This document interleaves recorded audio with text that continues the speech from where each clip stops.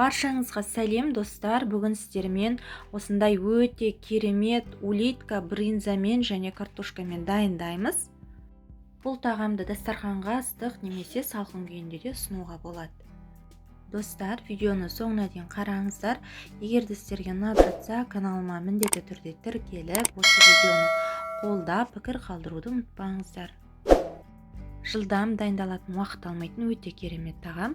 Салмасына кез келген өзіңізге ұнаған фаршты немесе тауық етін немесе саңырауқұлақты салуға да болады. Ол үшін бізге айран, су, ерітілген сары май, тұз, қант, ұн, салмасына көкшөп, яғни ақжелкен, петрушка, картошка, брынза. Ыдысқа салқын су және салқын айран құямыз. Міндетті түрде салқын болу керек, және ерітілген сары май, тұз, қантымызды салып араластырамыз, және керегінше ұн салып, жұмсақ қамыр болғанша илейміз. Ұнды міндетті түрде електен өткіземіз, сонда біздің қамырымыз басы жақсы бірігіп, өте керемет жұмсақ болып шығады.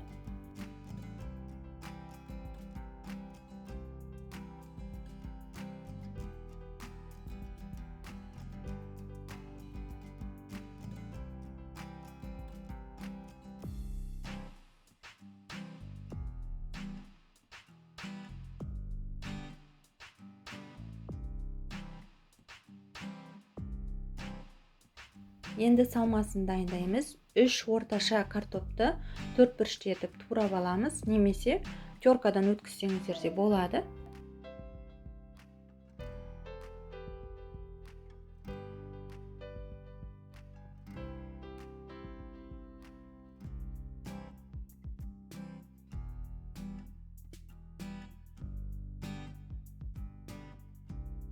Брынзаны теркадан өткізіп саламыз.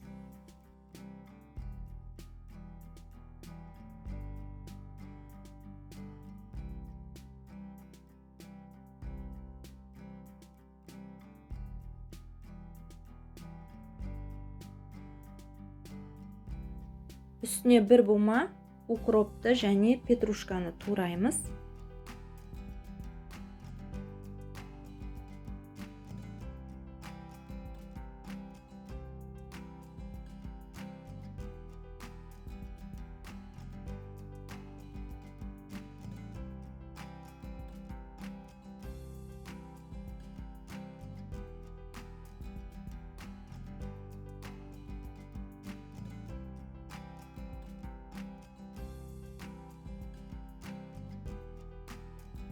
Аздап қана тұз себеміз, себебі брынзаның өзі тұзды болып келеді, және барлығын араластырамыз.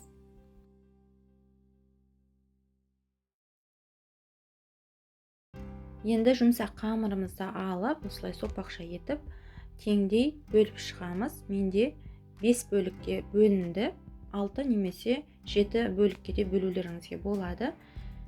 Осы қамырды біртіндеп домалақтап, жайлап, жұқалап, жайып шығамыз.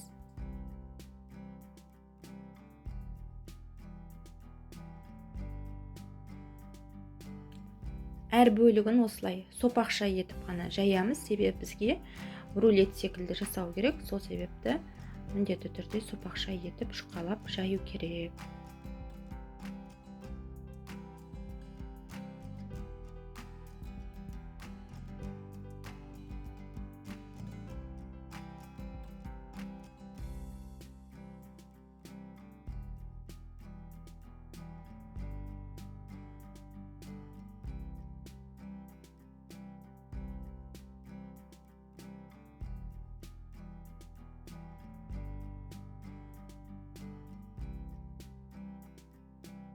Салмасын саламыз, үстіне жайып, жайлап, шетінен отырып, ораймыз, рулет секілді орап, улитка жасаймыз.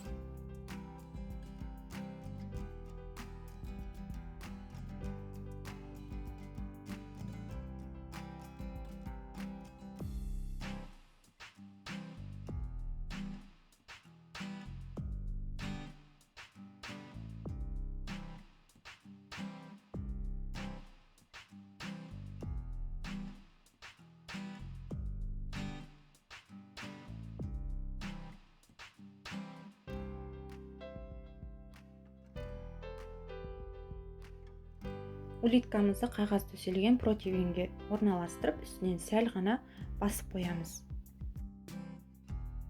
Барлық бөліктерін осылай видеодағыдай етіп жасаймыз. Барлығын сопақша етіп жайып, салмаларын жайып салып, орап, улитка жасап, барлығын осылай противеньге орналастырамыз.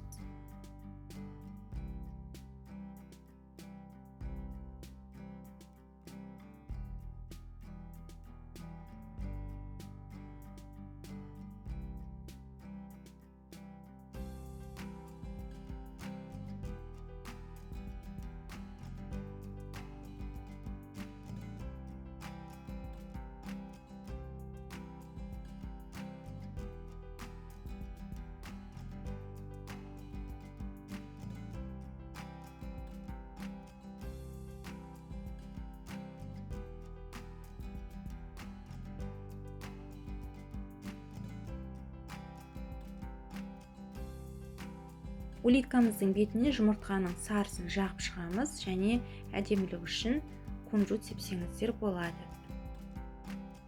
Қызып тұрған пешке 160 градуста 25 минутқа жібереміз. Әркімнің пеші әртүрлі болғасын, өздеріңіздің пешіңіздің қызу жылдамдығына байланысты қойыңыздар.